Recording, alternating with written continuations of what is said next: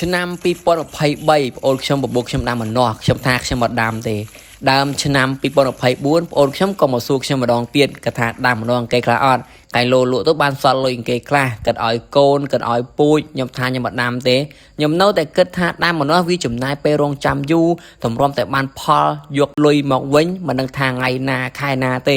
នៅតែគិតក្នុងចិត្តថាបើដាំបានផលហើយខ្លាចលក់អត់ចេញមិនដឹងថាយកទៅលក់ឲ្យអ្នកណាយើងអត់មានទីផ្សារយើងអត់មានម៉ួយចេះតែគិតថាខ្លាចខាតបង់នេះខ្លាចខាតបង់នោះក៏សម្រេចចិត្តថាអត់ដាំទេមកដល់ចុងឆ្នាំ2024ខែ8អូនខ្ញុំក៏សួរម្ដងទៀតគាត់ថាមិនដាំម្ដងអត់គាត់ថាក៏សួរលើចុងក្រោយហើយគាត់ជំរុញឲ្យខ្ញុំដាំខ្លះទៅដាំបដាច់ជាមួយគេជាមួយឯងចាំមើលគាត់អ្នកជួយមើលថែឲ្យតែលុយទៅគាត់ទៅគាត់អ្នកចាត់ចែងហើយលោលក់ទៅបានលុយបានអីសល់គេខ្លះគាត់ទៅនិយាយដែរខ្ញុំក៏គិតថា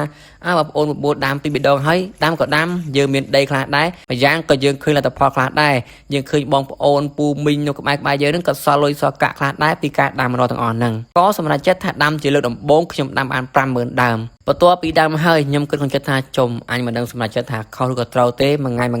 ខ្ញុំអង្គុយមើលចំការអង្គុយមើលដើមម្នាស់យើងហ្នឹងមិនដឹងថាថ្ងៃណាធំថ្ងៃណាផ្លែថ្ងៃណាបានផលលក់បានលុយត្រឡប់មកវិញទេអ្នកដែលគាត់ធ្លាប់ដាំម្នាស់គាត់ដឹងច្បាស់ហើយថាពីមួយថ្ងៃទៅមួយខែទៅមួយឆ្នាំរងចាំដូចជាចៅចាក់ស្មុកអញ្ចឹងរហូតមកដល់ខែ10ឆ្នាំ2025ថ្ងៃដែលរងចាំក៏បានមកដល់ម្នាស់ក៏ទុំខ្ញុំបានលក់បានមួយសាអារម្មណ៍ពេលហ្នឹងគឺសប្បាយមែនទែនគឺថាអូអញជោគជ័យតើប៉ុន្តែមិនមែនបានន័យថាខ្ញុំជាអ្នកជោគជ័យនៅក្នុងការដាំដំណាំម្នាស់អីទេ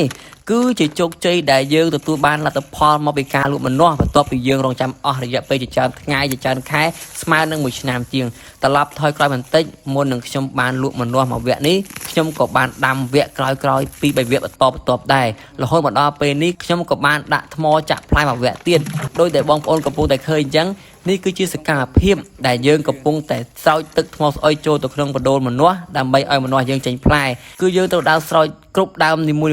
មួយខែក្រោយមកទៅវាចេញផ្លែហើយក៏មិនប្រកាសថាដើមម្នាស់ដែលយើងស្រោចទាំងអស់ហ្នឹងគឺវានឹងចេញផ្លែទាំងអស់ទេវាអាចនឹងមានចន្លោះចាប់ពី5ទៅ10%ដែលវាអត់ចេញផ្លែវាអាស្រ័យទៅលើអាកាសធាតុអាស្រ័យទៅលើរដូវកាលដែរហើយបើយើងបានដាំវាបន្តបន្ទាប់នៅឆ្នាំក្រោយយើងអាចនឹងចាក់ថ្មបានបន្តបន្ទាប់ដែរមកដល់ត្រង់ចំណុចមួយនេះទឹកខ្ញុំនឹកឃើញថាតាមពិតទៅនៅពេលដែលយើងចាប់ដើមធ្វើអ្វីមួយពីចំណុចចាប់ដើមដំបូងមិនថាខ្ញុំមិនថាគេទេតែគិតថាវាលំបាកគិតថាវាយូរចេះតែគិតថាវាមិនដឹងថ្ងៃណាមួយឲ្យទទួលបានផលមកវិញទេតែដល់តែពេលយើងធ្វើវាយូរទៅនៅជាមួយវាយូរទៅវាទៅជារឿងធម្មតាយើងបានដាំវាបន្តបន្ទាប់យើងក៏លែងគិតថាវាយូរទៀតហើយវាក៏បញ្ជាក់ឲ្យយើងឃើញថាមិនថាការងារណាក៏ដោយធ្វើអ្វីក៏ដោយយើងមិនអាចបង្ខំបានទេគ្រប់យ៉ាងគឺត្រូវការពេលវេលាត្រូវការរងចាំត្រូវការភាពអត់ធ្មត់មិនអាចចេះតែទៀមទាចង់ឃើញលទ្ធផលបានមកវិញដោយស្រួលដោយឆាប់ពេលនោះទេ